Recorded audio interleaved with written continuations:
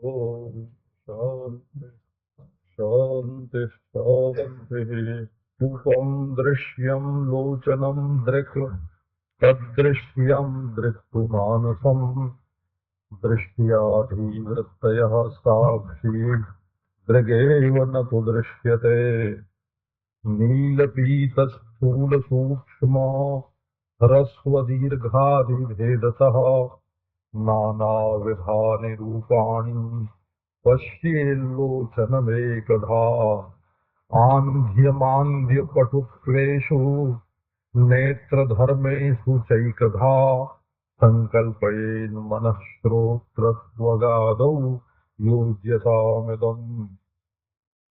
कामः सङ्कल्पसन्देहौ श्रद्धा श्रद्धे धृतीतरे। ह्रीर्भीर्भीरित्येवमादीन् भासयत्येकधाचिते। नोदेति नास्तमेत्येषा न वृद्धिं याति न क्षयम्। वयं विभात्यथान्यानि भासयेत् साधनं विना। अच्छा जी, आओ अदृश्य का विचार करें।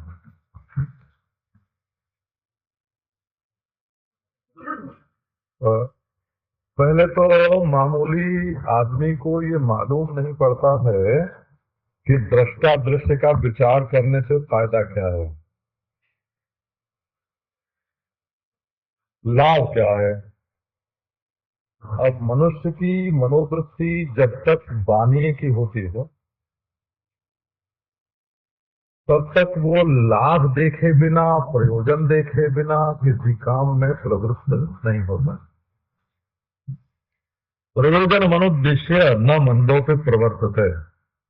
मंद से मंद मनुष्य भी प्रयोजन का विचार किए बिना कि इससे हमको क्या लाभ होगा किसी काम में लगता नहीं है। तो दृष्टा दृश्य विचार करने से लाभ क्या है, फायदा क्या है।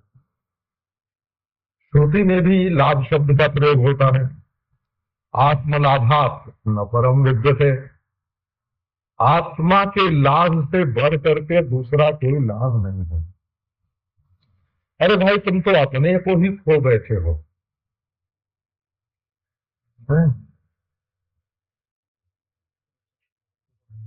तो अपने को कैसे खो बैठे। एक दिन सड़क पर जा रहे हो तो दो आदमी आपस में लड़ रहे थे। अब जो तीसरा आदमी जा रहा था वो पहले तो गया छुड़ाने के लिए कि दोनों को अलग अलग कर। लेकिन एक आदमी का जरा हाथ लग गया, उसको हाथ लग गया तो दूसरे की ओर हो गया, लड़ने लगा। तो जिससे लड़ाई हो रही थी, जो चोर था जिसने जेब काटा था, वो तो भाग गया। और जो छुड़ाने गया सो, और जिसकी जेब कट गई थी सो, वो दोनों आपस में उलझ गए। ऐसी लड़ाई हो गई। तो वो तो उसने न जेब काटा था न उसकी जेब कटी थी। वो तो एक गवाह था, गवाह। इसको बोलते हैं दृष्टा और साक्षी। साक्षी माने गवाह। न वो अभियुक्त था न अभियुक्ता था। न जेब काटने वाला अभियुक्त था और न तो जिसकी जेब कटी थी वो अभियुक्ता था। वो तो दोनों से न्यारा था। लेकिन महाराज, जैसे दाल भात में मूसर चंद्र है, वैसे वो दोनों के बीच में कूद पड़ा और खुद अभियुक्त बन गया। पुलिस उसी को पकड़ कर ले गई। तो तुम बीच में क्यों पड़े।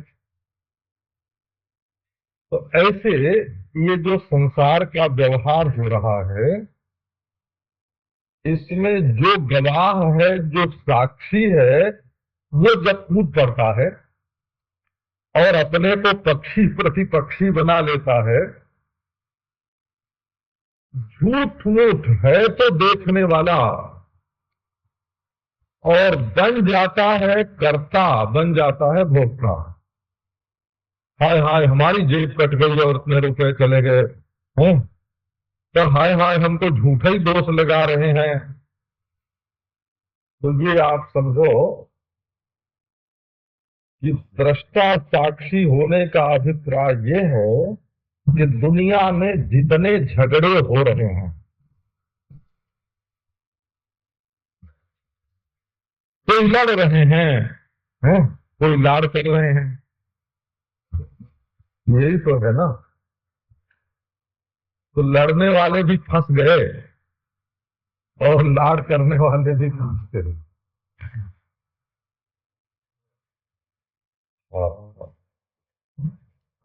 अब तो कंबल है, कंबल ने हमको नहीं पकड़ रखा है ना, हमने कंबल को पकड़ रखा है। गए थे दुनिया में तमाशा देखने और खुद तमाशा बंद करके रह गए। तो साक्षी का अभिप्राय ये होता है कि तुम दोनों पक्षों में से कोई नहीं हो, ये साक्षी का अर्थ होता है। ये पोथी जो हमारे सामने है वाक्य था, ये बचपन से हमारे साथ है बोला। 17-18 बरस का था जब से हमारे साथ ये पुस्तक है। तो रखी रहती है, कुछ पढ़ता थोड़ी हूँ, कुछ समय पढ़ता था। तो इसके साथ एक बात हमको याद आ गई। चला,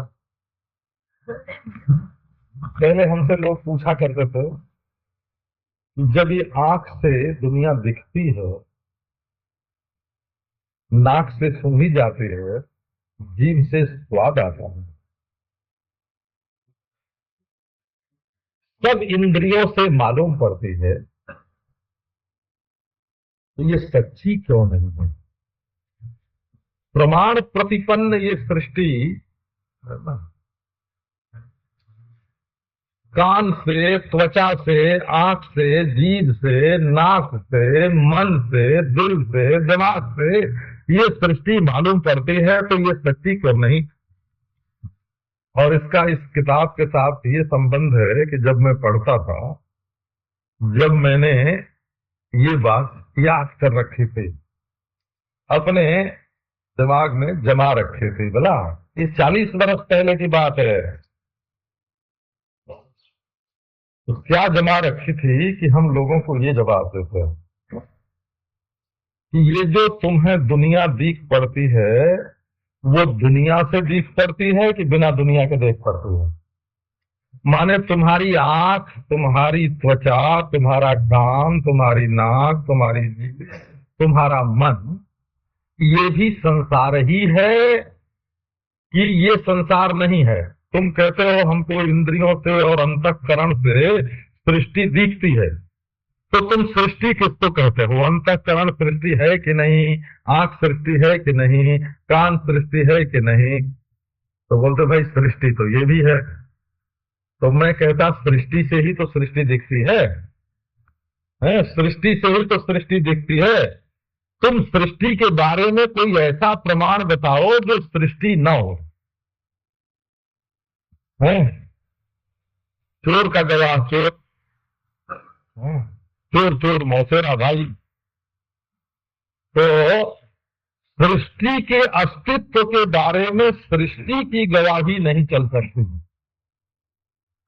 पहले तुम सृष्टि मत बनो, सृष्टा मत बनो, पहले अपने को दृष्टा जानो। हम कुछ सवाल आपको बताते हैं। आप दृष्टा हैं कि आपको दृष्टा होना है? एक इस सवाल पर विचार करो। दूसरा सवाल यह है कि दृष्टा एक है कि अनेक है? आप ये प्रश्न अपने मन में बैठा।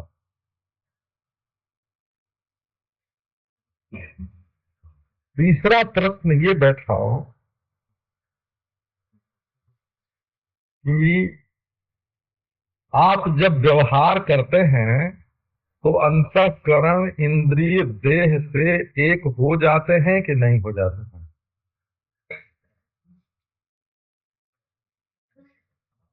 चौथा प्रश्न आप ये तैयार करो कि दृष्टा और दृश्य एक हैं कि दो हैं। पहले मैंने कहा था दृष्टा एक हैं कि अनेक हैं। ये दूसरा सवाल ये है कि दृष्टा और दृश्य एक हैं कि अनेक हैं। और यदि दृष्टा दृश्य अलग अलग हैं तो दोनों के बीच में संधि क्या है? क्योंकि दो चीज तो तब होती है जब दोनों के बीच में विभाजक रेखा होती है, दो उंगली अलग अलग हों। क्यों? दोनों के बीच में अवकाश है। तो हे भगवान, दृष्टा और दृश्य के बीच में विभाजक रेखा क्या है? एक। और दृष्टा दृष्टा दो हैं तो उनमें विभाजक रेखा क्या है? ये दो। और दृष्टा को कोई अज्ञात पदार्थ हो सकता है जो उसके पीछे बैठा हो और दृष्टा को रोशनी दे रहा हो, ऐसा हो सकता है क्या? और आप दृष्टा हैं कि आपको दृष्टा होना है? और नारायण, आप ध्यान से इन बातों पर विचार करो।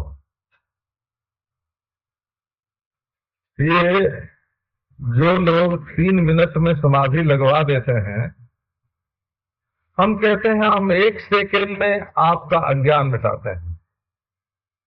आपको तो समाधि लगाने में 3 मिनट लगता है।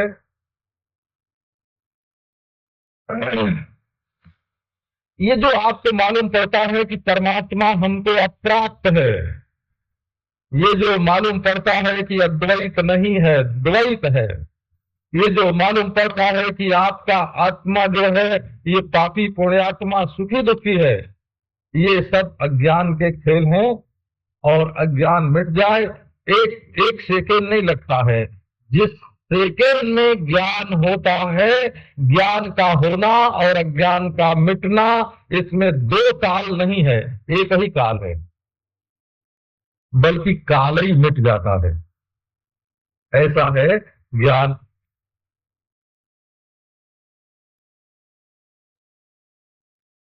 तो अब आप विचार करो कि एक सज्जन दृष्टा हो गए हैं, भला उनका नाम पता आपको बता दें तो आप जानना चाहेंगे कि वो किस शहर के हैं, है ना, किस मोहल्ले में रहते हैं, और उनका क्या नाम है, क्या जाति है। आप दृष्टा जी की जाति जानना चाहेंगे, नाम जानना चाहेंगे, गांव जानना चाहेंगे, दृष्टा जी का व्यक्तित्व जानना चाहेंगे। हे भगवान, हैं? जो अपने को दृष्टा भी जानता है और अपने को अलग भी जानता है, तो वो अलगाव का ज्ञाता है, प्रमाता है, अलगाव का दृष्टा नहीं है। ये बड़ी अद्भुत बात है कि भेद जो है, अलगाव जो है, एक से दूसरा अलग है, दूसरे से पहला अलग है। ये जो भेद है, इसका ज्ञान बिना अंतःकरण की वृत्ति के नहीं होता। भेद का ज्ञान जब दृष्टा अंतःकरण की वृत्ति से तादात्म्य करता है, तब भेद का ज्ञान होता है। ये बात सूक्ष्म है भला। बिना अंतःकरण वृत्ति के साथ एक हुए भेद का ज्ञान होता ही नहीं।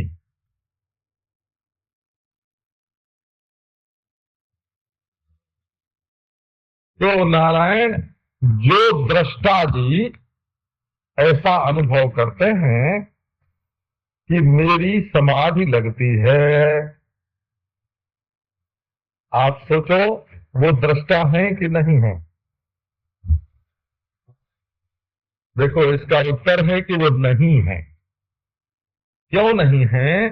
कि समाधि लगती है अंतःकरण में, विक्षेप होता है अंतःकरण में। तो अंतःकरण का धर्म जो है समाधि, उस समाधि में समाधि को अपने में आरोपित करके वे ऐसा बोलते हैं कि मेरी समाधि लगती है। जिस अंतःकरण की समाधि लगती है उससे तो तुम न्यारे हो, उसके दृष्टा हो। अच्छा, मान लो समाधि काल में न्यारे हो गए, समाधि काल में ईश्वर भी न्यारा नहीं भासता है, दूसरा दृष्टा भी नहीं भासता है, और संसार भी नहीं भासता है, बोला। समाधि काल में अन्य रूप से ईश्वर नहीं भासता है, अन्य रूप से दूसरा दृष्टा नहीं भासता है, और अन्य रूप से दृश्य नहीं भासता है, और ये दूसरा दृष्टा ईश्वर और दृश्य ये स्वरूप रूप से भी नहीं भासते हैं, क्योंकि नारायण जहां तक अज्ञान है वहां तक स्वरूप रूप से भासेंगे नहीं। और अज्ञान नहीं है तो समाधि और विक्षेप की कोई कीमत नहीं है। तो अब लो, और जब व्यवहार करोगे तब अंतःकरण की वृत्तियों से ही व्यवहार करोगे। तो जहां अंतःकरण के साथ तादात्म्य हुआ, जुड़े, क्योंकि व्यवहार एक अंतःकरण से करोगे, सब अंतःकरण से तो व्यवहार करोगे नहीं है। तो जहां एक अंतःकरण से व्यवहार किया वहां अंतःकरणी प्रमाता बन गए। तब अंतःकरण का कर्म तुम्हारा कर्म, अंतःकरण की वासना तुम्हारी वासना, अंतःकरण की वृत्ति तुम्हारी वृत्ति, अंतःकरण का भोग तुम्हारा भोग। समाधि काल में तो तुम दृष्टा हो गए थे। माफ करना बोला। तो समाधि काल में तो तुम दृष्टा हो गए थे, भला हो गए थे, अभ्यास के द्वारा हो गए थे, साधन के द्वारा हो गए थे, निवृत्ति के द्वारा हो गए थे, शांति के द्वारा हो गए थे। निरोध काल में तो तुम दृष्टा हो गए थे, और अब व्यवहार काल में तुम एक अंतःकरण के साथ मिल करके उसकी वृत्ति को अपनी वृत्ति, उसके प्रमाण को अपना प्रमाण, उसके कर्म और भोग को अपना भोग, उसकी वासना को अपनी वासना, उसकी प्रवृत्ति को अपनी प्रवृत्ति मान रहे हो। अच्छा, साथ साथ ये भी कि हम तो दृष्टा हैं और दूसरे दृष्टा हैं ही नहीं। हम तो ज्ञानी हो गए, दृष्टा हो गए, और दूसरे सब अज्ञानी हैं और अदृष्टा हैं। हमारी तो समाधि लगी और दूसरे तो सारे विक्षिप्त हैं। लो, हम तो मुक्त हैं, दूसरे बद्ध हैं। अरे ये तुमने क्या भेदन छेदन कर लिया, क्या अपने को टुकड़े टुकड़े कर लिया। आओ दृष्टा का विवेक करो। आंख बंद करके बैठने का नाम दृष्टा नहीं है। यदि तुम दृष्टा हो जाओगे तो फिर बिगड़ जाओगे, दृष्टा नहीं रहोगे। अच्छा,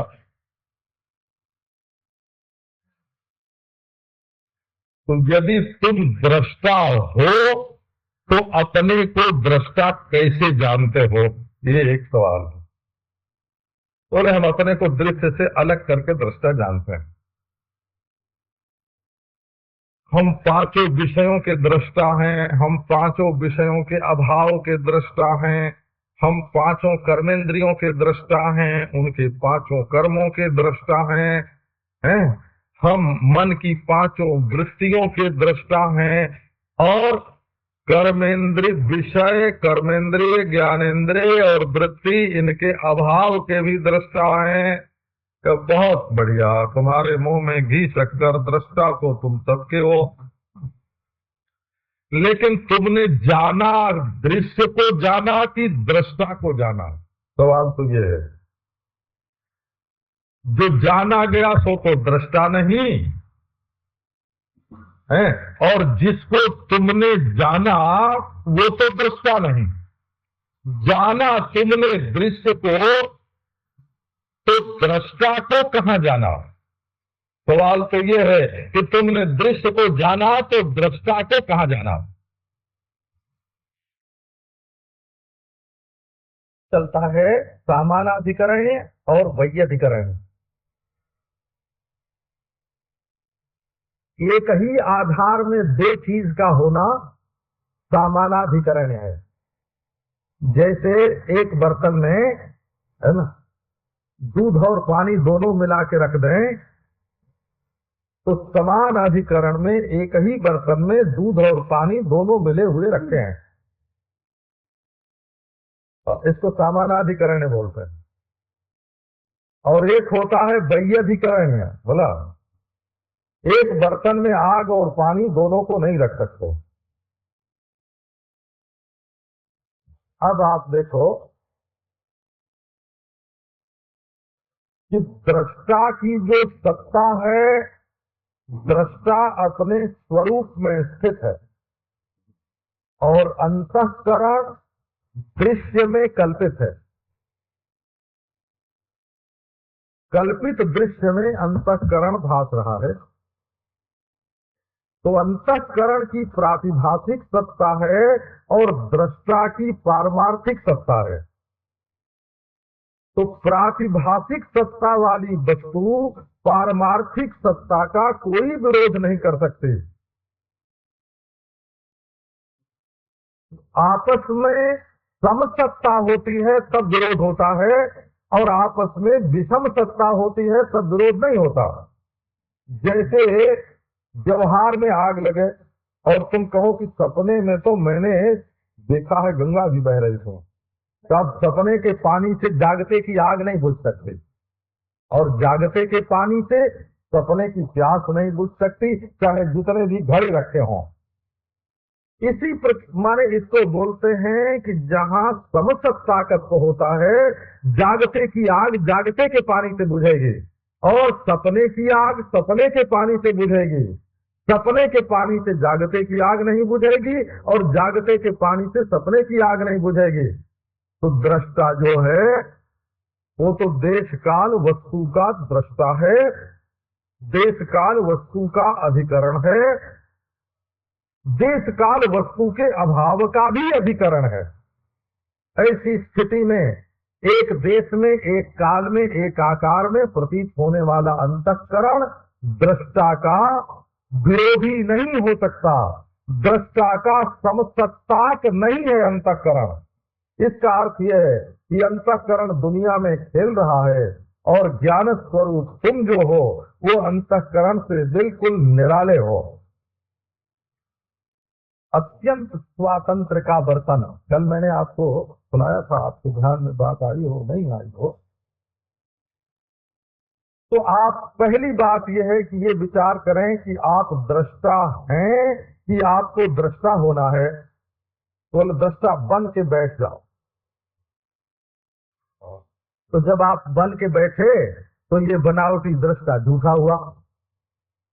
तो बोले अच्छा दृष्टा हो जाओ, तो अभी नहीं हो तब हो जाओगे, तो दृष्टा होना भी नहीं है। एक सत्संग में हम लोग पहले जाते थे तो वहां कहते थे दृष्टा साक्षी का ध्यान करो, बैठो सब लोग बैठो, आसन से बैठो। अच्छा भाई बैठ गए, कपीठ की रीढ़ सीधी करो, सिर सीधा करो, है ना। अब देखो क्या है, तो बोले दृष्टा साक्षी का ध्यान करो।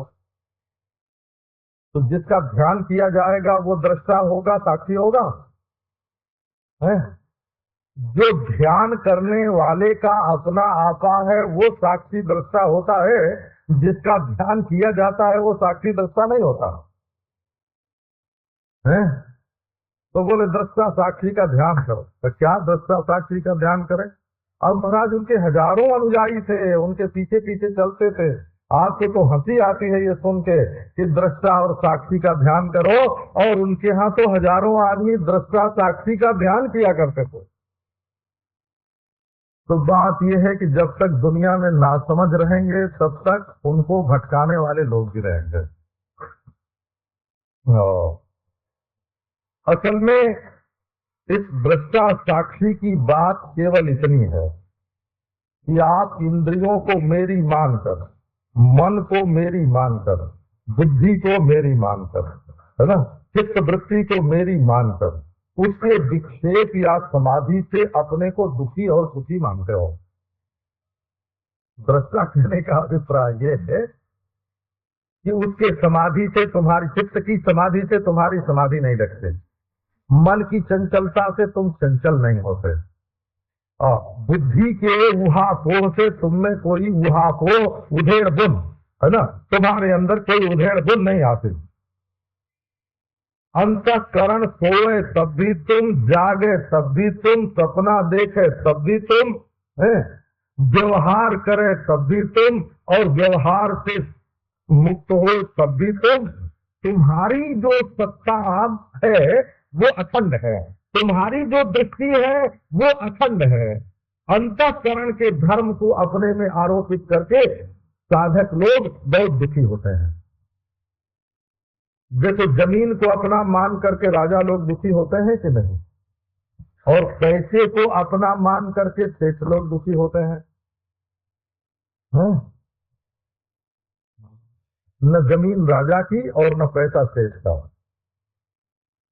अच्छा, पैसा सेठ का हो तो रख लो अपने घर में, दूसरे को क्यों देते हो? वो तो बाजार में घूमने वाली चीज है, जिस दुकान में जाता है वही उसको अपना समझता है, और जिस दुकान में से निकल जाता है वो दुकान वाला उसको अपना नहीं समझता। इतना ही है ना। इसका माने पैसा किसी का नहीं है, उसको थोड़ी देर के लिए हम अपना समझते हैं। ऐसे जमीन अपनी नहीं है पर उसको अपनी समझते हैं। ऐसे ये शरीर अपना नहीं है, बोला, इसका गोरापन कालापन ये अपना नहीं है, इसका बुढ़ापा और जवानी भी अपनी नहीं है, और इसका पैदा होना और मरना भी अपना नहीं है, बोला, और इसका पुनर्जन्म होना भी अपना नहीं है, इसका नरक स्वर्ग में जाना भी अपना नहीं है, इसका पापी पुण्यात्मा होना भी अपना नहीं है, इसका सुखी दुखी होना भी अपना नहीं है।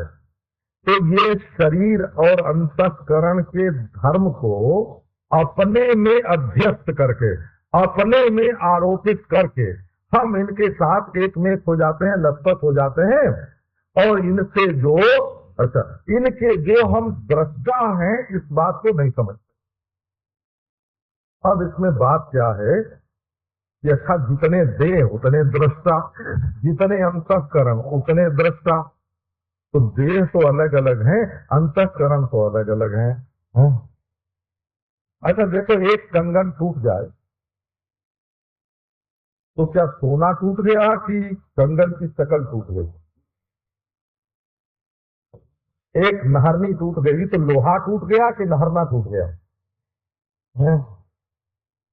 हे भगवान बोलो, एक घड़ा फूट गया तो माटी फूट गई कि घड़ा फूट गया? तो घड़े का फूटना माटी का फूटना नहीं है। अच्छा, इंद्रधनुष आकाश में बना और बिगड़ गया तो उससे सूरज का कुछ बिगड़ गया? अच्छा, उससे आसमान का कुछ बिगड़ गया? ऐसे ये जितनी परिच्छिन्नताएं हैं ये दृष्टा की दृष्टि में बनती और बिगड़ती हैं। किसी के मरने से इस गवाह का, इस साक्षी का कुछ बनता बिगड़ता नहीं, है ना। ये नुकसान का भी गवाह है और ये फायदे का भी गवाह है। न इसका नुकसान है न इसका फायदा है। नुकसान होगा तो कर्ता भोक्ता का होगा और फायदा होगा तो कर्ता भोक्ता का होगा। दृष्टा का न नुकसान है न फायदा है। देखो क्या बढ़िया बात है। अब ये जो अंतःकरण की विशेषता है ये दृष्टा के ऊपर आरोपित नहीं होती, माने अपने में नहीं है। तब अंतःकरण के भेद से हमारे अंदर भेद क्यों होने लगा? सवाल ये है कि अंतःकरण के भेद से दृष्टा में भेद होता है कि नहीं भेद होता है? अच्छा, आपको अभी थोड़े दिन पहले 1 रुपये में कितना पैसा होता था? 64। हे भगवान है।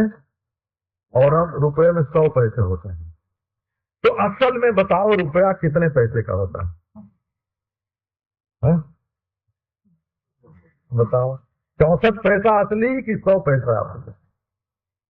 अरे भाई, रुपए में न 64 पैसा होता है न 100 पैसा होता है। वो तो सरकार कानून से जितने पैसे की कल्पना कर देती है उतना पैसा होता है। रुपए में पैसा कल्पित होता है, हो रुपए में पैसा कल्पित होता है।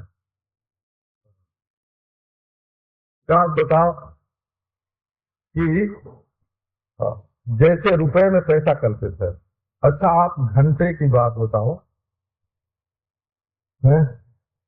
घंटे में 60 मिनट। अच्छा, इस 60 मिनट को जैसे सरकार ने पैसे में संशोधन किया है, वैसे हिसाब लगाने के लिए घंटे में मिनटों का संशोधन किया जा सकता है कि नहीं? 100 मिनट का घंटा आज नहीं मालूम पड़ता हो, सुनने वाले को नहीं मालूम पड़ता, लेकिन कोई भी सरकार कानून बना के 1 घंटे में 100 मिनट की कल्पना कर सकती है और 1 मिनट में 100 सेकेंड की कल्पना कर सकती है। और इस तरह समय का हिसाब लगाने में बहुत सुविधा हो जाएगा। जैसे दशमलव की पद्धति से 100 पैसे का हिसाब लगाने में सुविधा हो गई ना, वैसे दशमलव की पद्धति से मिनटों का हिसाब लगाने में सुविधा हो जाएगी। क्यों नहीं होती है ना? देखो, घंटे में 60 मिनट कल्पित हैं, वास्तविक नहीं है। घंटा 1 है, मिनट 60 है, रुपया 1 है, तो भाई पैसे 100 है। और नक्शा बनाओ महाराज, 1 इंच में कितने मील बता दो? 1 इंच नक्शे में कितने मील? अरे वो तो बनाने वाला कल्पना करता है कि हम यहाँ 1 इंच में 50 मील दिखा रहे हैं। 1 इंच में छोटा नक्शा हो तो 1 इंच में 500 मील दिखा रहे हैं, है? तो 1 इंच में 100 मील की 1 इंच में 500 मील, तो ये कल्पित कल्पित सत्य है, ये वास्तविक सत्य नहीं है, बोला। तो ये जो एक अद्वितीय परमात्मा में ये 5 कोष हैं और 3 अवस्था हैं। ये 5 का हिसाब एक दिन बहुत बताया था ना। 5 विषय हैं, 5 कर्मेंद्रिय हैं, 5 ज्ञानेन्द्रिय हैं, 5 प्राण हैं, इंद्रियों की अंतःकरण की 5 वृत्तियां हैं और उनमें क्षुप्त विक्षुप्त मूढ़ एकाग्र निरुद्ध ये 5 वृत्तियां हैं। उनमें प्रमाण आदि 5 वृत्तियां हैं, उनमें क्लेश जनक 5 वृत्तियां हैं, उनमें अक्लेश जनक 5 वृत्तियां हैं। संप्रज्ञात समाधि के भी 5 भेद हैं, समाधि के भी 5 भेद हैं और असंप्रज्ञात समाधि में भी 5 स्तर हैं। ये जो 5 आपको सुनाया, क्या ये समझते हैं कि 5 है का? नहीं, इनको कहीं 4 बताया हुआ है, कहीं 3 बताया हुआ है, कहीं 2 बताया हुआ है, कहीं 1 बताया हुआ है। ये क्या है? एक विद्वान ने तो बड़ी आग्रह करके सिद्ध किया कि इंद्रियां 5 नहीं है, 6 हैं। श्रीमद् भागवत में स्पर्श इंद्रिय की दो पद्धति लिखी हुई है। 2 प्रकार के स्पर्श इंद्रिय होते हैं। तो ये सब क्या है? तो ये वस्तु को समझाने के लिए, व्यवहार को चलाने के लिए ये सब भेद है। शरीर का भेद होने से और अंतःकरण का भेद होने से भी दृष्टा में भेद नहीं हो सकता। जैसे शीशे अलग अलग हो तो सूर्य अनेक नहीं हो जाता है। आगरे के शीश महल में गए हो, वहां जलाई, वहां के दिखाने वाले ने जलाई दिया सलाई। अब तो मालूम पड़े हजार जगह रोशनी जल रही है, परंतु रोशनी एक ही थी। तो ये अंतःकरण अनेक हैं और इसमें एक ही परमात्मा की रोशनी प्रतिबिंबित हो रही है। अंतःकरणगत जो भेद है वो दृष्टा का स्पर्श नहीं करता है। अच्छा, अब ये दृष्टा और दृश्य माने दृष्टा अनेक नहीं है। एक बात तो ये है कि दृष्टा होना नहीं है, तुम सचमुच ज्ञान स्वरूप दृष्टा हो जागृत की वस्तुओं को तुम देखते हो इंद्रियों के माध्यम से, स्वप्न के दृश्यों को देखते हो मन के माध्यम से, और सुषुप्ति को देखते हो बिना किसी माध्यम से। परंतु अविद्या वहां भी लगी रहती है। पूछने के बाद अपने को फिर परिच्छिन्न नहीं समझते हो। यद्यपि सुषुप्ति में कोई परिच्छिन्नता दिखती नहीं है, परंतु उठने के बाद यही मानते हो कि सुषुप्ति में भी हम परिच्छिन्न नहीं थे। तो पहली बात ये कि दृष्टा होना नहीं है, तुम दृष्टा हो। दूसरी बात यह है कि दृष्टा अनेक नहीं है, अंतःकरण शरीर आदि के भेद से दृष्टा अनेक नहीं होता, दृष्टा एक है। और तीसरी बात यह है कि दृष्टा और दृश्य के बीच में कोई विभाजक रेखा हो सकती है कि नहीं, दोनों को अलग अलग करने वाली कोई रेखा हो सकती है कि नहीं। अच्छा, तो मान लो है, एक है भाई नीली पीली काली, यही नील पीतादी जो है, ये कोई लकीर है जो दृष्टा को और दृश्य को काटती है। जैसे हिंदुस्तान पाकिस्तान को अलग करने के लिए तार गाड़ दिया गया। भला बताओ, हिंदुस्तान पाकिस्तान बनने के पहले दोनों की सीमा रेखा तो नहीं थी धरती पर कि यहाँ से इधर हिंदुस्तान है उधर पाकिस्तान है, था कुछ ऐसा? बाद में लोगों ने अपने अपने शासन की महत्वाकांक्षा पूरी करने के लिए विभाजन की कल्पना की, अलगाव की कल्पना की, और उसके बाद एक रेखा बना दी। ये नदी रेखा है, ये पहाड़ रेखा है, ये कटीले तार की रेखा है। वो सब रेखाएं कल्पित हैं कि नहीं? क्योंकि हिंदुस्तान पाकिस्तान बनने से पहले कोई रेखा नहीं थी। ये दुनिया में जितने देश बने हैं एक ही धरती पर हैं, सबकी रेखा कल्पित है, बोला। और आकाश में ये जितने स्वर्ग नरक मर्त्य पाताल चतुर्दश भुवन और अनंत कोटि ब्रह्मांड बने हैं, इन सबकी कल्पित रेखा है आकाश में, बोला। आकाश में बिल्कुल कल्पित रेखा है। आप बताओ नारायण, ये दृष्टा और दृश्य की रेखा क्या है? एक काल में दृष्टा रहता है और एक काल में दृश्य रहता है। आपका ये ख्याल है? माने दृष्टा मर जाता है, दृश्य जिंदा रहता है, और दृश्य मर जाता है और दृष्टा जिंदा रहता है। दोनों में काल परिच्छेद हो सकता है? तो काल के भावाभाव को, काल के होने न होने को देखेगा कौन? अच्छा भाई, यहाँ ये जो शरीर का काम है ना, इसके भीतर की ओर दृष्टा रहता है और बाहर की ओर दृश्य रहता है। क्यों? तो ये काम दृश्य है कि नहीं है? ये शरीर दृश्य है कि नहीं है? कैसे तुम रेखा बनाते हो स्थान की? अच्छा भाई, चेतन वस्तु जो है वो दृष्टा है और जड़ वस्तु जो है वो दृश्य है। बोले अच्छा ठीक है, जड़ और चेतन का विभाजक क्या है ये बताओ।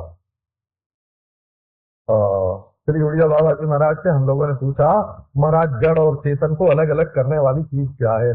दृष्टा और दृश्य को अलग अलग करने वाली चीज क्या है? तो बोले कि अज्ञान।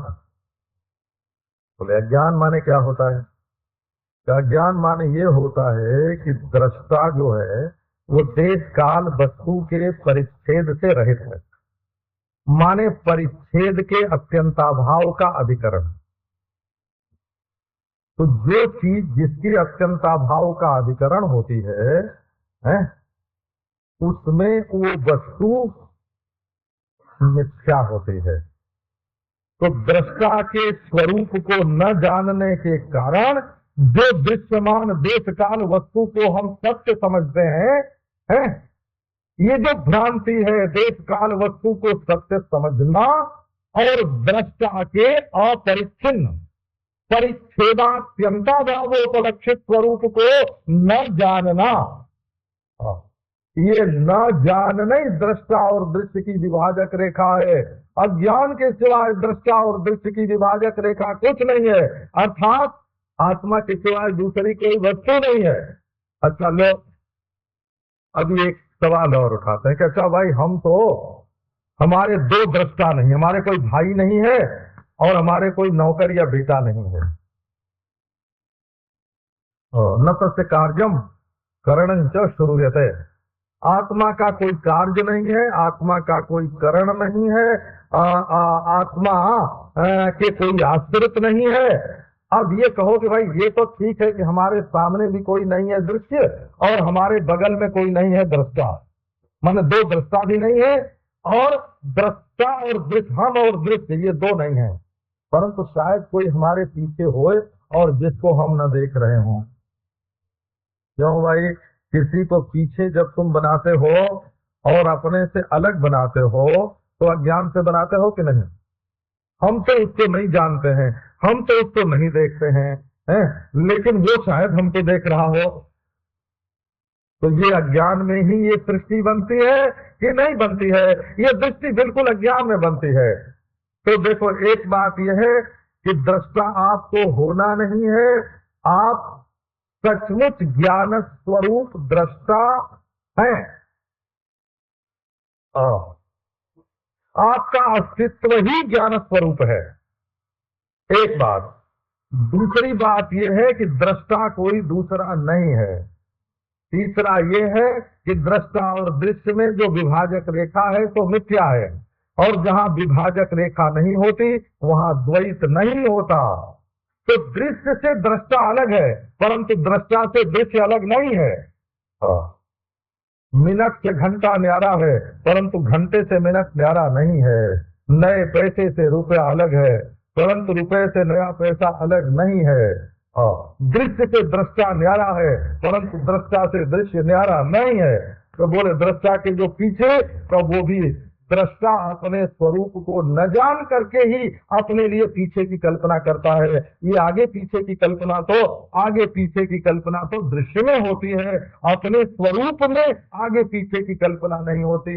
यदि किसी को मालूम पड़ता हो तो ब्रह्मैवेदम अमृतम पुरस्तात् ब्रह्म पश्चात् ब्रह्मो दक्षिणतश्चोत्तरेण ब्रह्मैवेदम विश्वमिदं वरिष्ठम्। परमात्मा के सिवाय दूसरी कोई वस्तु नहीं है। नेह नानास्ति किंचन। तो दृष्टा का विवेक करने के लिए, दृष्टा का विचार करने के लिए वृत्ति को पकड़ करके रखोगे तो दृष्टा अलग अलग होगा। एक प्रश्न उठाया है वेदांतियों ने कि अगर किसी को ये अनुभव होता हो कि मैं तो दृष्टा हूं और मैं मुक्त हूं और मैं ज्ञानी हूँ और मैं ब्रह्म हूँ और ये दूसरे सब अज्ञानी बद्ध हैं, यदि ऐसा किसी को मालूम पड़ता हो तो कैसा? बोले न वो ज्ञानी है न वो मुक्त है। क्योंकि जब दो बना के रखे हुए हैं, एक बार एक महात्मा ज्ञानी पुरुष के लक्षण बता रहे हैं। ज्ञानी ऐसा होता है, ज्ञानी ऐसा होता है, ज्ञानी ऐसा होता है। तो मैं काटता जाता था। तो बोले कि भाई ऐसे काटोगे तो फिर ज्ञानी और अज्ञानी में फर्क ही क्या रहेगा? तो मैंने कहा कि ज्ञान माने ज्ञानी अज्ञानी का फर्क जानना होता है? कि ज्ञानी अज्ञानी की अत्यंता भाव से उपलक्षित है जो अद्वितीय तत्व है। ज्ञान माने अद्वितीय तत्व को जानना होता है, ज्ञानी अज्ञानी के फर्क को जानने का नाम ज्ञान नहीं है। तो बड़े अच्छे से हो ना, हंसने लगे। बोले कि भाई बात तो सच्ची यही है ना, पर हम लोगों को व्यवहार में, है ना, व्यवहार में ज्ञानी के लक्षण अज्ञानी के लक्षण बना करके ये होता है कि इन सद्गुणों को धारण करो और इन दुर्गुणों को छोड़ो। तो व्यावहारिक दृष्टि से ही ज्ञानी अज्ञानी का हम भेद करते हैं, पारमार्थिक दृष्टि से ज्ञानी अज्ञानी का भेद नहीं करते हैं। अच्छा, आवाज इतना ही रहे।